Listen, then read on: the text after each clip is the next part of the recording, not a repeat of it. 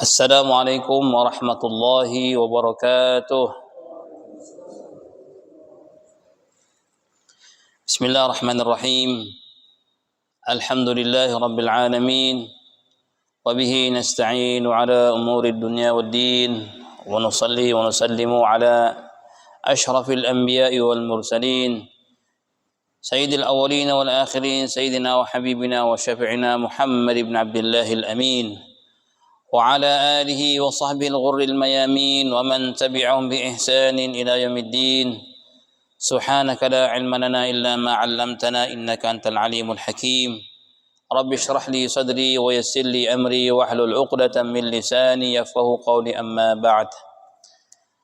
Alhamdulillah, segala puji bagi Allah Subhanahu wa taala yang masih memberikan limpahan rahmat dan curahan berkah sehingga di pagi hari yang mulia ini kita diberikan taufik dan kemudahan olehnya memulakan hari kita dengan ketaatan kepada Allah Subhanahu wa taala.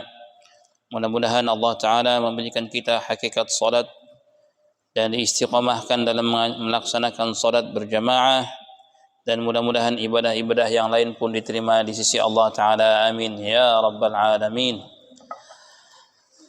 Salawat serta salam semoga senantiasa tercurahkan kehariban baginda yang mulia Nabi besar Muhammad sallallahu alaihi wa alihi wasallam, kepada keluarga beliau, para sahabat-sahabatnya, para tabi'in dan tabi'it tabi'in ila yaumiddin. Jamaah salat subuh Masjid Al-Hijrah yang dirahmati oleh Allah Subhanahu wa taala. Allah Subhanahu wa taala dengan kekuasaannya dan kehendaknya serta iradahnya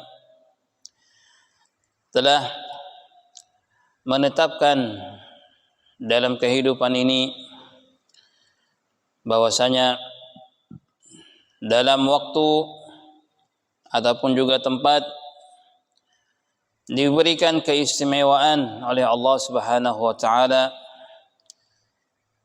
sebagai suatu pemicu kepada hamba-hamba Allah Subhanahu wa taala dalam berlomba-lomba terhadap kebaikan, dalam berlomba-lomba meraih ridha dan surganya Allah Subhanahu wa taala, sehingga dalam kehidupan Islam memaparkan bahwa di sana ada sebahagian dari bumi Allah Subhanahu wa taala memiliki keistimewaan beribadah di dalamnya dibandingkan di tempat yang lain.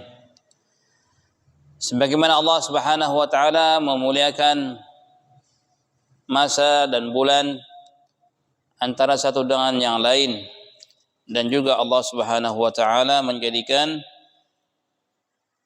hari yang silih berganti dalam setiap minggunya memiliki keistimewaan sebagian hari atas sebagian hari yang lainnya. Maka pahala orang yang mengerjakan salat di Masjidil Haram tentulah berbeda dengan orang yang melaksanakan salat di masjid lainnya.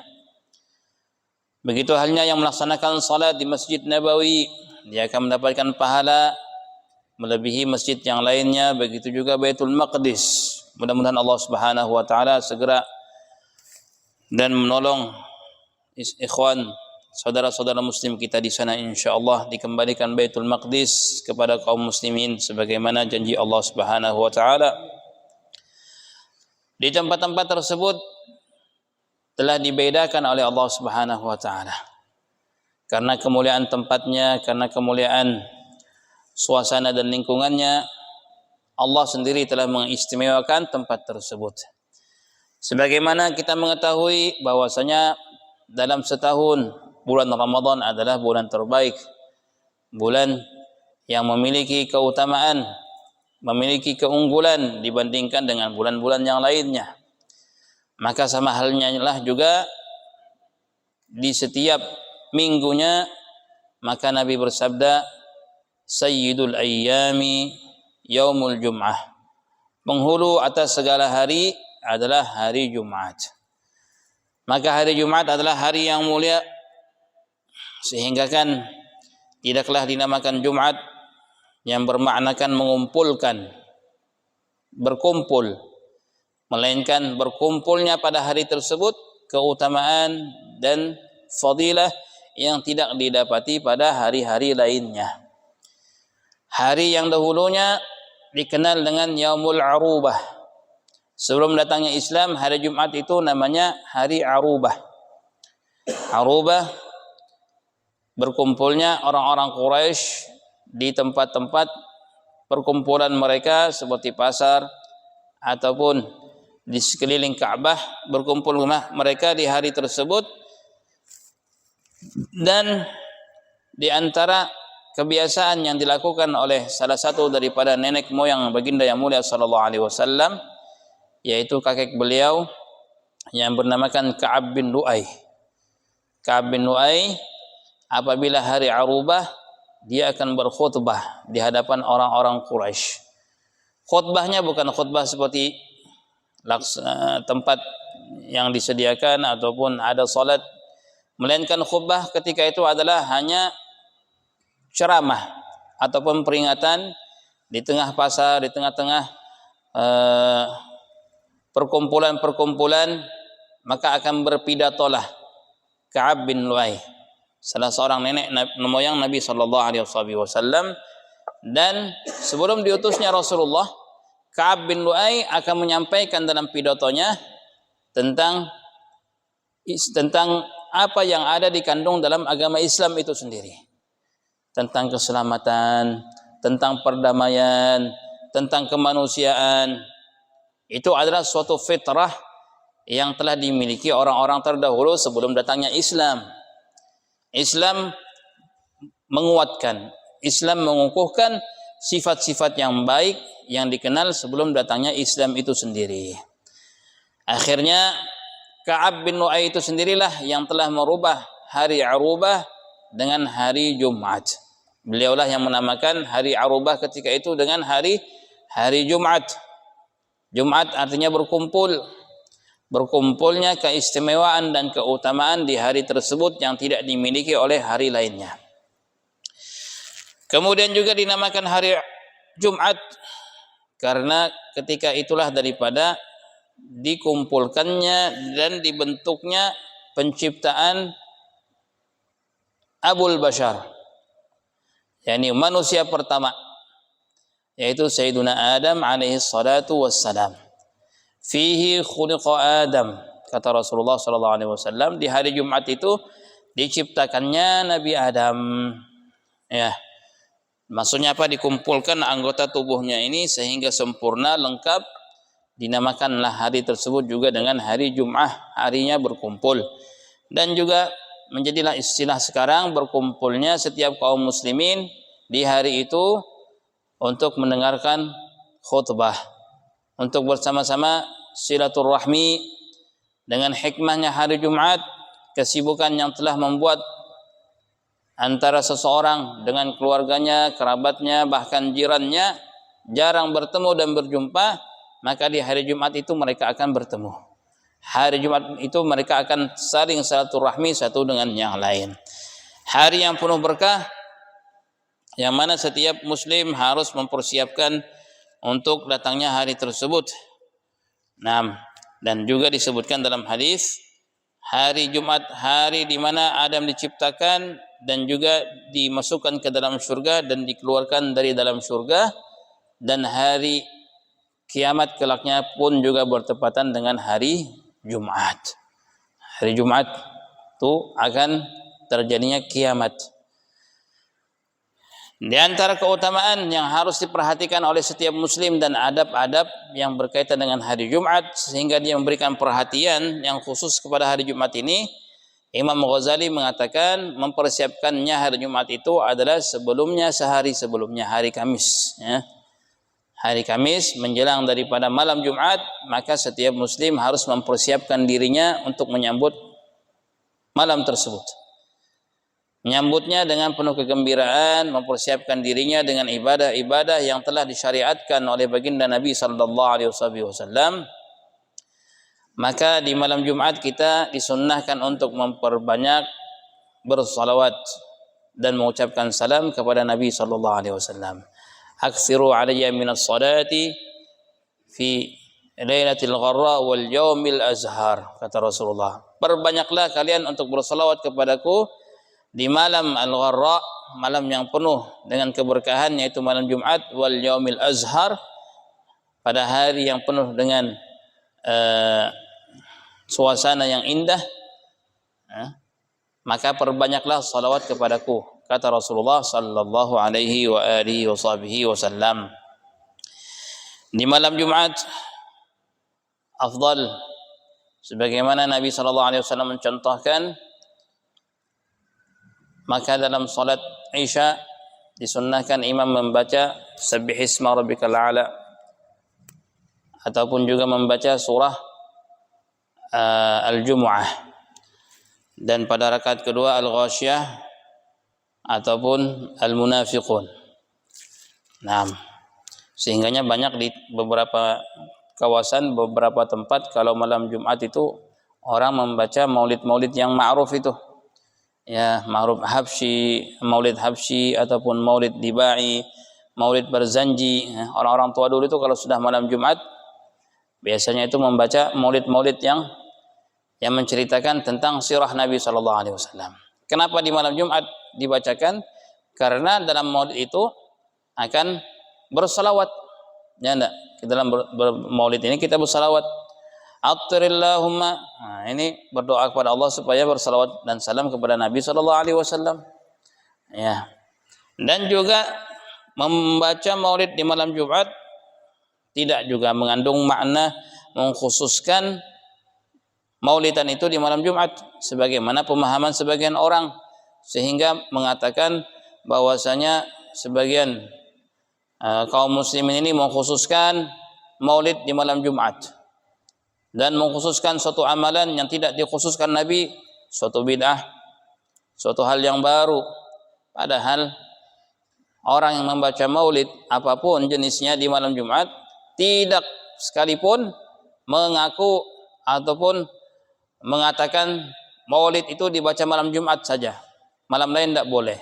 Kira-kira ada tidak yang bikin baca maulid seperti ini? Tidak ada. Orang baca maulid berkumpul, nak malam Jumat kah, nak malam Sabtu kah, silahkan. Tapi kami membaca maulid seperti ini di malam Jumat karena Nabi memerintahkan memperbanyak salawat, dan dalam membaca maulid ini ada salawat pada Nabi sallallahu alaihi wasallam.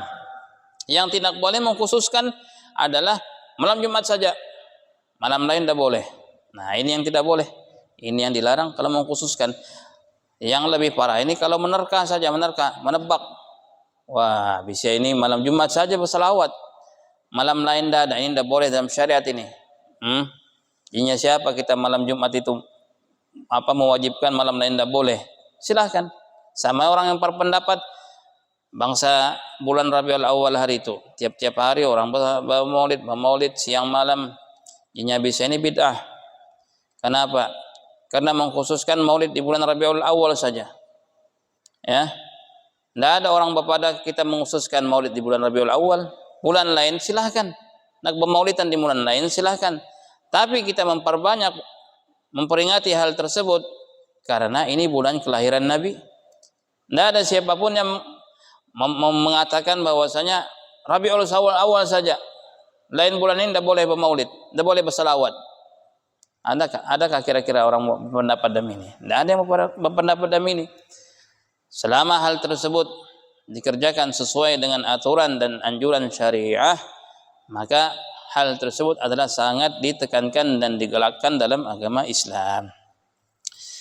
Kemudian di malam Jumat, samping kita memperbanyak daripada salawat kepada Nabi sallallahu alaihi wasallam, dan malam Jumat sudah termasuk daripada hari Jumat, sehingganya Nabi sallallahu alaihi wasallam telah bersabda, barang siapa yang membaca surah Al-Kahfi di hari Jumat, termasuknya di dalamnya malam Jumat juga, maka akanlah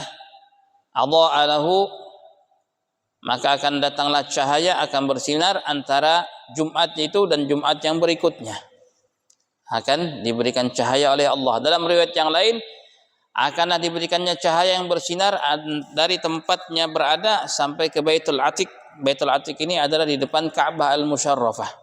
Maknanya apa cahaya ini? Kata ahli hadis, cahayanya dari minggu ini, Jumat ini ke Jumat yang berikutnya, bahwasanya orang tersebut senantiasa berada dalam pemeliharaan Allah yang bermaknakan cahaya hidayah.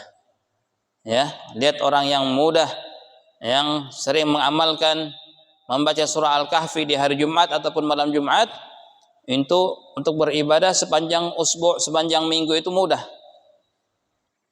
Ringan saja badan ini, ringan saja langkah kaki nak ke masjid ini, ringan nak mengerjakan ibadah-ibadah sunnah lainnya, terajin duhanya, rajin membaca salat witirnya. Karena apa? Dia mendapatkan cahaya tadi, cahaya dari Jumat itu ke Jumat yang berikutnya. Ataupun dalam riwayat yang lain akan diberikan oleh Allah Ta'ala cahaya dari tempatnya sampai ke Baitullah. Maknanya apa? Hatinya senantiasa berta'alluq kepada Ka'bah Al-Musyarrafah. Kalau mengamalkan surah Al-Kahfi. Jadi startnya kapan? Membaca surah Al-Kahfi sunnahnya habis maghrib malam Jumat. Dan berakhir sebelum terbit ataupun sebelum tenggelamnya matahari di hari Jumatnya. Nak membaca malam Jumat kah, pada Isya kah, sambat, karamian, yang penting dari malam Jumat sampai maghrib Jumat, itulah waktu kita mendapatkan sunnahnya membaca surah Al-Kahfi. Walaupun seafdal-afdalnya sebelum berakhirnya khutbah di hari Jumat, itu seafdal-afdalnya. Kalau memang sibuk, gayu, tidak sempat membaca, paling tidak membaca surah tersebut sebelum terbenamnya matahari di hari Jumat. Dan juga antara sunnah yang menunjukkan persiapan seseorang dalam menyambut hari Jumat adalah mandi. Mandi itu disyariatkan, disunnahkan bagi orang yang ingin hadir Jumat saja. Ya, ingin hadir Jumat, sunnah mandi. Mandinya mandi khusus, mandi sunnah Jumat. Nawaitul ghusla li yaumil jum'ati lillahi ta'ala. Ya, sunnah. Amun ya sekalian mandi wajib, dapaikah dengan sekali mandi? Dapai. Misalkan junub, bermimpi, ataupun berhubungan suami istri di hari Jumat, niat sekaligus dengan satu mandi, bolehkah? Boleh. Dengan satu mandi, dua niatnya, mandi untuk mengangkat hadas besar dan juga mandi untuk menghadiri sholat Jumat. Sekali bercabur ke sungai sudah cukup, tidak perlu dua kali. Ini untuk ini untuk Jumat, ini lagi sekali terjun ini untuk junub. Baik sekali terjun dengan dua niat sah mandinya, sah mandinya. Dan sunnah mandi hari Jumat itu dimulai dari setelah terbitnya fajar subuh ini. Habis subuh Jumat ataupun habis azan, misalkan junub malamnya, azan orang sambat Jumat, mandi langsung, mandi niat mengangkat hadas besar dan juga niat mandi menghadiri sholat Jumat. Ya, kapan? Sampai apabila batas terakhirnya sampai imam ini keluar daripada mimbarnya. Katakanlah yang mulang dari bakaraja imam telah berkhutbah, masih sunnah aku mandi ini? Masih sunnah. Sampai imam menyelesaikan daripada khutbah dan juga menyelesaikan sholatnya, berakhirlah daripada sunnahnya mandi. Begitu ditekankan dalam sunnah mandi ini, Nabi bersabda, idza ja'akum yaumul jum'ah falyaghtasil. Kalau salah seorang di antara kalian sampai pada hari Jumat, hendaklah dia mandi. Dalam mazhab Syafi'i, orang yang tidak ada uzur lantas tidak mandi hari Jumat, makruh hukumnya. Dalam riwayat yang lain, kalau tidak mandi paling tidak berwudu, kata Rasulullah. Berwudu, khusus hari Jumat. Mainkan ia sakit, demam. Kalau demam tidak apa-apa. Tapi orang dulu ini demam obatnya pecabur ke air, ya kan? Masih ingat dulu orang-orang tua kita ini amun demam justru dibawanya berenang ke sungai, apalagi Sungai Birang. Cepat itu malaria naik. Cepat juga. Ini keyakinan orang dulu dam itu. Jarang orang itu bawa kemana? Ke mantri, ke dokter. Cukup itu saja. Dengan keyakinannya, subhanallah. Bahkan dalam ajaran dan bimbingan Nabi SAW, Nabi adalah orang yang mengetahui ilmu perobatan juga. Abridu, kata Rasulullah, dinginkanlah demam itu dengan apa? Dengan mengompres ataupun mengusapkan air. Ada sebagian, sebagaimana yang dipaparkan oleh para medis, dari jenis demam itu yang apa? Apabila ditaruh dengan dikompres dengan air, itu akan turun panasnya. Tidak perlu obat. Tapi ada yang sebagian enggak. Justru atau kena es tambah panas ya. Nah, inilah daripada sunnahnya mandi.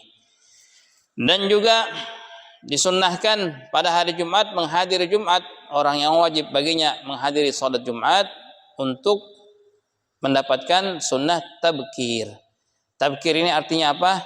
Datang lebih awal menghadiri Jumat itu. Nah, ini yang hari ini yang banyak disia-siakan dan dilalaikan oleh kaum muslimin. Menghadiri Jumat datangnya lebih awal. Di zamannya sahabat dan zaman berikutnya di zaman tabi'in, itu orang menghadiri salat Jumat membawa lentera dari rumahnya. Berarti apabila itu? Subuh kan? Bertanju-tanju ke masjid. Mengapa ini hadir salat Jumat? Masya Allah.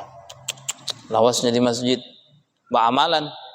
Dan ya ke masjid tidur. Ya ke masjid beramalan, baca surah Al-Kahfi, bersolawat, salat sunat, salat sunnah, salat duha dan lain sebagainya sampai menjelang datangnya khatib. Ini orang dulu dalam tabkirnya.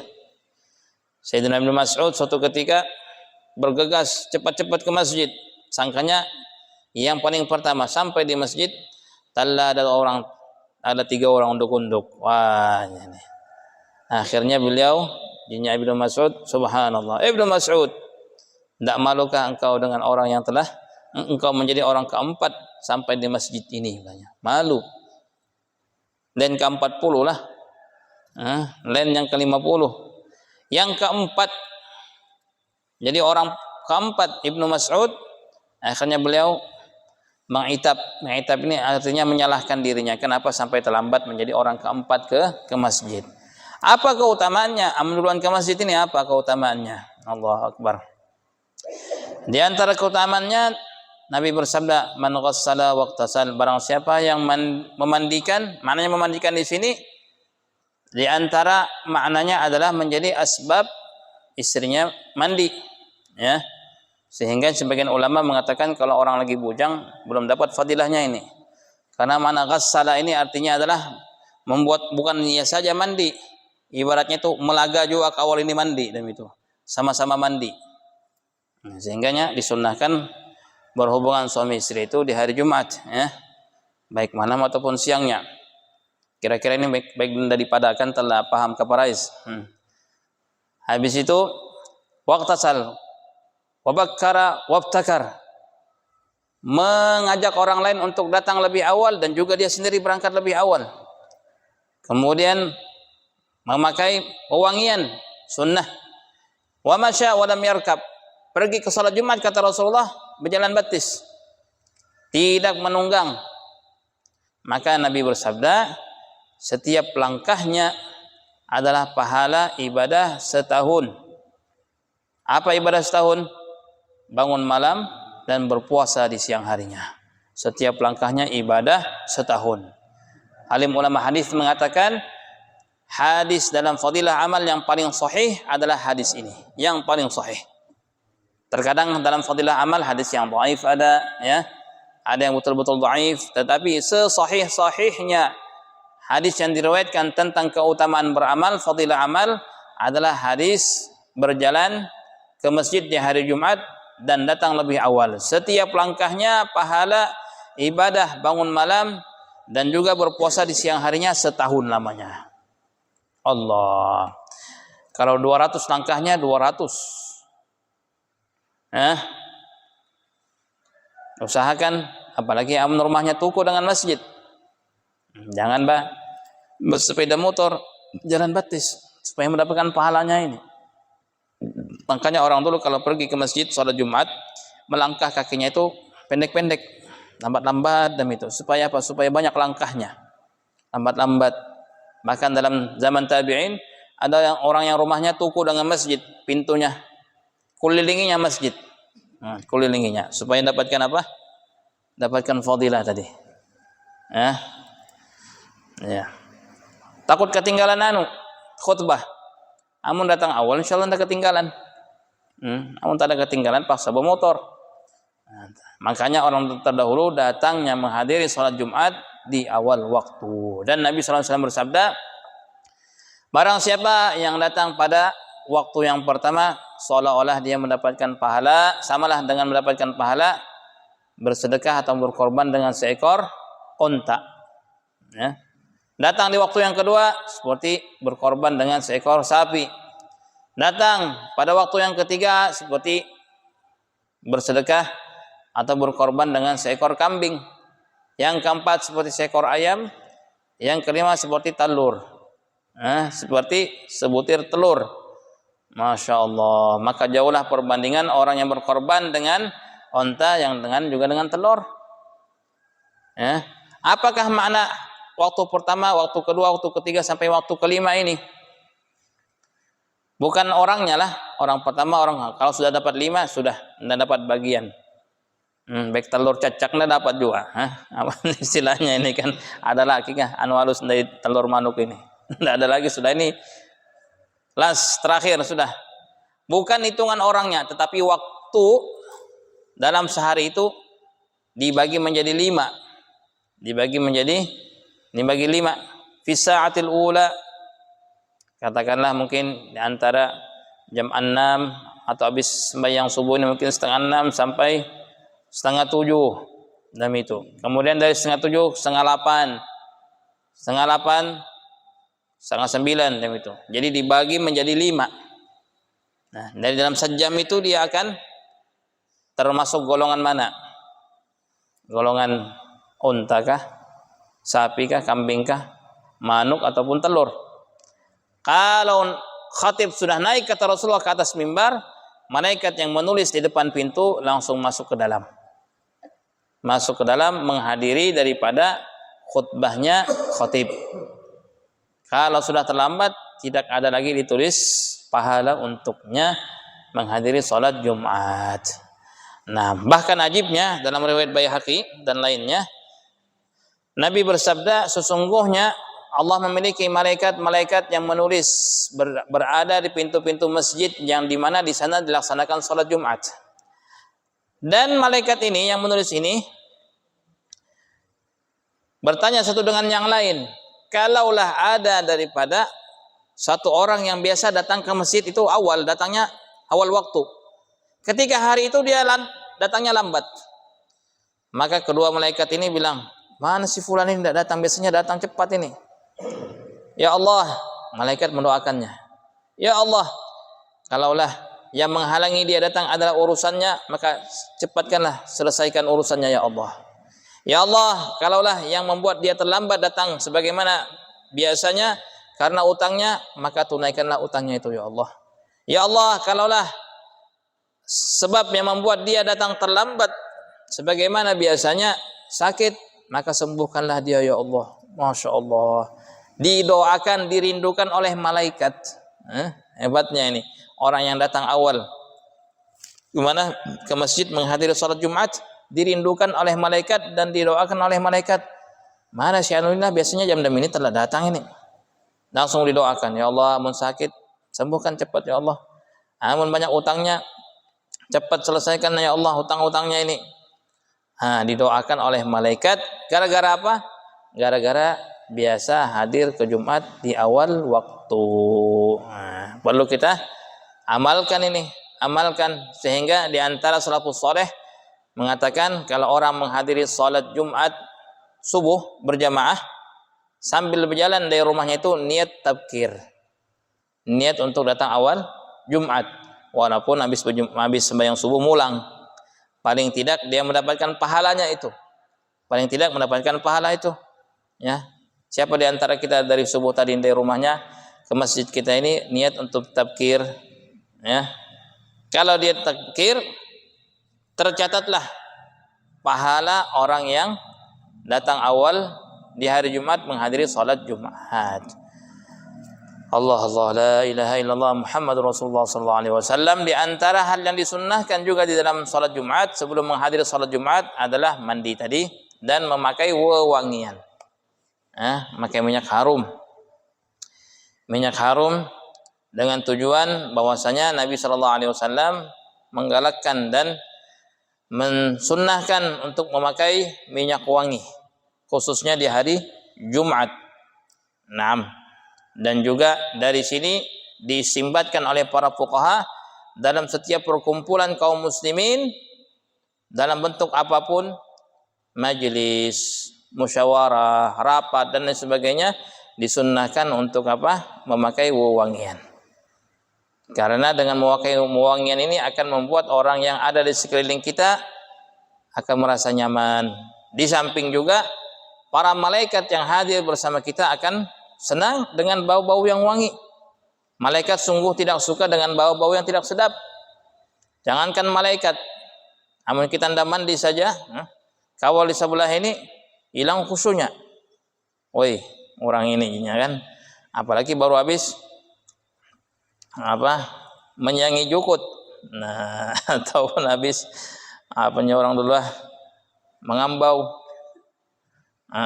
menyangi pulang buntali. Dan sempat bersabun sambayang, terganggulah kekhusyuan orang yang ada di sebelah ini.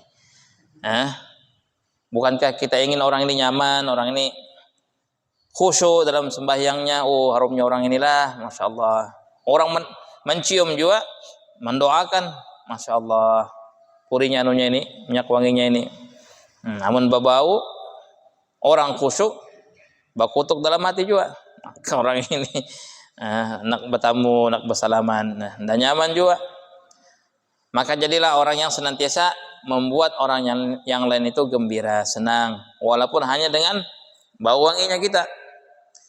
Nah, sunnahkan pakai wewangian, baik itu di salat Jumat ataupun perkumpulan yang lainnya. Salat jamaah, maulidan, salawatan, barzanji, barwahan, berselamatan, pakai wangi-wangian, disunnahkan.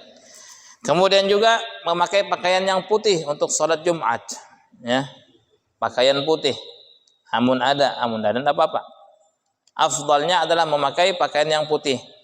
Ilbasu min thiyabikumul bayad, kata Rasulullah, pakailah pakaian kalian yang putih, fa innahu min khairi thiyabikum, sesungguhnya pakaian yang berwarna putih adalah pakaian yang paling baik yang kalian pakai. Kemudian juga di antara sunnahnya adalah mendengarkan khatib berkhutbah, tidak sibuk dengan sesuatu yang melalaikannya. Bahkan Nabi mewanti-wanti di antara hal yang membuat seseorang ini kehilangan pahala Jumatnya walaupun Jumatnya sah, tak kala dia berbicara sedangkan khatib lagi berkhutbah. Jangankan berbicara, menegur orang berbicara, kata Rasulullah, man qala li sahibihi ansit yaumul jum'ati ansit faqad lagha. Barang siapa yang mengatakan kepada saudaranya ketika imam berkhutbah, ansit, diam, faqad lagha, maka dia telah sia-sia. Wa man lagha fala jum'atalah. Biasanya kan Bilal kan, tahu sekarang ini masihkah dibaca Bilal sebelum khatib mulai ini menghadap ke jamaah. Qala Rasulullah sallallahu alaihi wasallam. Ini bukan bid'ah lah, walaupun tidak dilaksanakan di zaman Nabi. Ini hanya peringatan kepada yang hadir, jangan sia-sia. Hanya saja ini berbahasa Arab. Sebagian kawasan tempat jalan kami, kampung bini kami di Sumatera, diterjemahkannya, wahai sekalian yang hadir Jumat, janganlah sia-sia. Kalau sia-sia tidak ada mendapatkan pahala. Demikian itu. Itu lain dikir aja, itu adalah hadis Nabi untuk mengingatkan orang jangan berbuat sia-sia ketika khatib berkhutbah. Sayang pahala yang telah Allah siapkan untuk hari Jumat, gara-gara berbicara satu kalimat, dua patah kata, hilang pahala Jumatnya. Hilang pahala Jumatnya. Baik menegur juga jangan sampai kita bersuara. Menapak-napak ke tehel, tidak jadi masalah. Ataupun dilinangi mata saja, tidak jadi masalah. Tapi masalahnya amun kita mengatakan diam, jangan habis ya. Nah, ini termasuk daripada lago. Lago orang yang sia-sia dalam waktu khutbahnya, maka tidak dapat pahala Jumat. Begitu juga hal yang perlu diperhatikan adalah kotak amal ini. Anu biasa dianukan nih, apa nih disorong itu afdalnya sebelum khutbah. Di antara hadis yang lain Nabi mengatakan waman massal hasa faqad lagha. Barang siapa yang menyentuh batu, Jumatnya juga lagha, Jumatnya juga sia-sia. Karena di zaman Rasul sallallahu alaihi wasallam tidak ada tehel, tidak ada karpet demi ini, semuanya tanah. Kadang-kadang sahabat waktu khutbah Rasulullah ada yang memegang batu. Makanya tasbih ketika khutbah dikatakan ulama juga sebagian daripada lagha. Bukan waktunya bertasbih sekarang, waktunya mendengarkan imam ataupun khatib berkhutbah. Jangan khatib berkhutbah ya berzikir ilaha illallah la ilaha illallah. Sekarang waktu mendengar insat istima', apalagi bah-HP la ilaha illallah. Khatib khutbah ya cetan. Ya bermain HP. Merekam banyak apa? Bolehkah? Sebelum khatib itu naik sudah dinyalakan rekamannya. Jangan sibuk dengan memicik ke sana ke sini. Khatib lagi berkhutbah. Demi itu juga dengan kotak amal tadi. Afdalnya sebelum khatib naik sudah diedarkan. Nah, tapi masalahnya sekarang, amun dan naik khatib, ada orang datang. Amun ada orang datang, sedikit sumbangan. Ya kah? Misalnya demi itu kan, amun telah naik khatib, assalamualaikum, baru orang datang atau baru berkeluaran kan. Waktu khatib naik, belum ada orang ini. Ya, apalagi di perkotaan. Amun di desa biasanya ada banyak orang gayu bekerja di kantor dan lain sebagainya. Datang awal itu cepat. Tapi amun sudah perkotaan ini, macam-macam gayu orang. Sehingga datangnya biasanya pas khatib lagi berkhutbah. Khatib lagi berkhutbah. Maka anjuran kita, nasihat para alim ulama untuk hal-hal seperti ini, kotak amal dijalankan itu afdalnya sebelum khatib naik ke atas mimbar. 6. Dan juga kalau orang terlambat sedangkan khatib lagi berkhutbah, jangan langsung duduk. Melaksanakan 2 rakaat dulu. Ini terjadi di zaman Nabi sallallahu alaihi wasallam ketika beliau lagi khutbah, ada orang masuk langsung duduk. Yang bilang Nabi, "Bangun." Lagi berkhutbah disuruh Nabi bangun untuk melaksanakan 2 rakaat. Nah, melaksanakan 2 rakaat, tapi 2 rakaatnya yang singkat, yang ringkas. Jangan salat duha, sudah habis waktunya ini. Apalagi membaca ayat-ayat yang panjang. Karena tujuannya di sini adalah tahiyatul masjid, segera kemudian mendengarkan khatib, yang berkhutbah. Di antara hal yang harus kita perhatikan adalah hal yang diharamkan, yang dilarang dalam syariat, yaitu takhattur riqab. Istilahnya ini melangkai orang, baik itu dalam salat Jumat terlebih khusus ataupun waktu-waktu lainnya. Melainkan kita ini melangkah untuk apa? Sampai kepada tempat yang kosong di muka.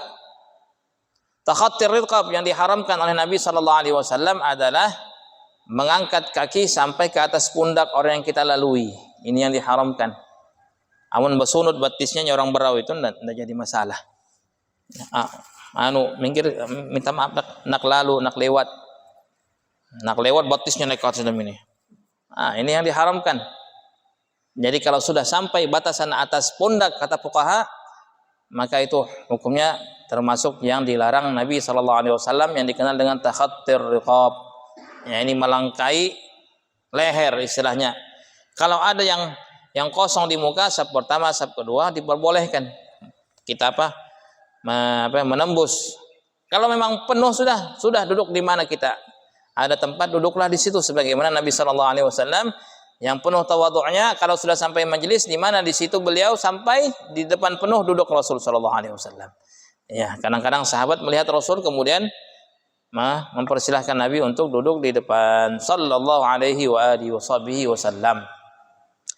Kemudian juga setelah salat disunnahkan sebelum kita memindahkan kaki membaca yang dikenal dengan musabba'at. Musabba'at. Apa itu musabba'at? Membaca Al-Fatihah 7 kali. Qul huwallah 7 kali. Qul a'udzu falaq 7 kali. Qul a'udzu birabbin nas 7 kali. 6. Kemudian membaca doa ya Ghani ya Hamid ya Mubdi ya Mu'id ya Rahimun ya Wadud aghnini bihalalika an haramika wa bifadlika amman siwak. Barang siapa yang mengamalkan ini 4 kali, kemudian ditambah lagi dengan 7 kali tadi itu, maka Nabi SAW mengatakan Allah Ta'ala akan memberikan rezeki yang kepadanya yang tidak disangka-sangkanya. Dan akan diampunkan dosa-dosanya yang lalu dan yang akan datang, dan Allah akan menjaga agamanya, keduniaannya, keluarganya dan keturunannya. Ya, afdal. Ya, walaupun beberapa masjid belum mengamalkan langsung subhanallah tidak apa-apa. Ya, paling tidak kita mengamalkan bersendirian. Tadi baca Al-Fatihah 7 kali, Qul huwallahu 7 kali, Qul Al-Falaq 7 kali, dan Qul a'udzu birabbin nas 7 kali. Ini banyak diamalkan di masjid-masjid seperti di Hadramaut dan negara-negara Islam lainnya untuk mendapatkan pahala tadi. 6. Dan yang terakhir adalah Nabi SAW bersabda, sesungguhnya di setiap hari Jumat Allah Ta'ala telah menetapkan ada di sana satu waktu. Tidaklah seorang hamba melaksanakan salat kemudian memohon kepada Allah Subhanahu wa taala melainkan dia akan dikabulkan dan diijabah oleh Allah doanya tersebut. Ini khusus hari Jumatnya. Baik dari malamnya ataupun hari Jumatnya, waktu itu dirahasiakan oleh Allah. Oleh karenanya apa? Kenapa dirahasiakan? Hikmahnya adalah supaya orang ini berhusnudzan, berprasangkaan baik, mungkin waktu di mana dia beribadah itulah waktu yang istijabah, yang diterima doanya oleh Allah Subhanahu wa taala. Maka dalam hari Jumat itu usahakan hati ini jangan sampai lalai pada Allah. Senantiasa ingat Allah taala. Kalau kita berdoa bertepatan dengan waktu itu, maka akan dikabulkan oleh Allah Subhanahu wa taala. Alim ulama banyak berpendapat. Di antara mereka mengatakan waktu itu adalah ketika khatib naik mimbar. Sehingga ketika khatib naik atas mimbar berdoa. Ada yang mengatakan di antara 2 khutbah. Ya, kalau 2 khutbah apa sunnah kita baca? Nabi SAW bersabda dalam hadisnya di antara 2 khutbah bacalah surah Al-Ikhlas 3 kali. Qul huwallahu ahad, Allahus samad, lam yalid wa lam yulad wa lam yakul lahu kufuwan ahad 3 kali. Dan ulama mengatakan juga kalaulah memang di antara ulama yang memandang duduk di antara 2 khutbah adalah waktu yang mustajab, maka bacalah di dalamnya sayyidul istighfar. Allahumma anta rabbi la ilaha illa anta khalaqtani wa ana 'abduka wa ana 'ala ahdika wa wa'dika ma stata'tu a'udzu bika min syarri ma sana'tu abu'u laka bi ni'matika 'alayya wa abu'u bi dhanbi faghfir li fa innahu la yaghfiru dzunuba illa anta. Tapi cepat-cepat bacanya, apalagi khatib. Jangan membacanya orang tidur kah khatib ini atau makan kayak dulu ini. Bacanya yang cepat, bacanya yang cepat. Juga terlambat tadi, apa kelupaan. Kalaulah kita ini disunnahkan untuk datang lebih awal, beda dengan khatib. Khatib datangnya akhir. Sunnahnya khatib datang akhir. Tapi akhirnya pas-pas juga. Jangan orang sampai menunggu 15 menit, 20 menit. Mana khatib ini? Sunnah menakhirkan. Oh ini sunnah lagi. Sudah apa ini sudah seperempat jam dah datang ini, diganti saja jam itu. Sunnahnya, sunnah itu ya sekadar orang menunggu mungkin 3 menit kah, 4, ya 5 menit. Menunggu, melambatkan datangnya khatib adalah sunnah sebagaimana telah dicontohkan oleh baginda yang mulia sallallahu alaihi wasallam. Dan pendapat jumhur ulama, waktu yang sangat dinanti-nantikan itu adalah waktu antara asar Jumat sampai menjelang maghrib, yang dikenal oleh alim ulama sepanjang kurun dengan sa'ah Fatimiyah. Sa'ah Fatimiyah waktu yang dimana anak Rasulullah, putri beliau yang tercinta Fatimatuz Zahra, setiap hari Jumat dari asar sampai maghrib beriktikaf di musalla rumahnya. Beriktikaf, tidak kemana-mana, berzikir. Ya, berzikir. Maka sangat-sangat diharapkan di waktu tersebut doa-doa akan dikabulkan oleh Allah Subhanahu wa taala. Inilah sekilas daripada adab dan sunnah-sunnah yang diajarkan Nabi sallallahu alaihi wasallam terkait dengan keistimewaan dan keutamaan hari Jumat. Sebagaimana tadi disampaikan, mungkin sebelum kita menutup majelis kita ada hal-hal yang ingin kita tanyakan, maka kami persilahkan.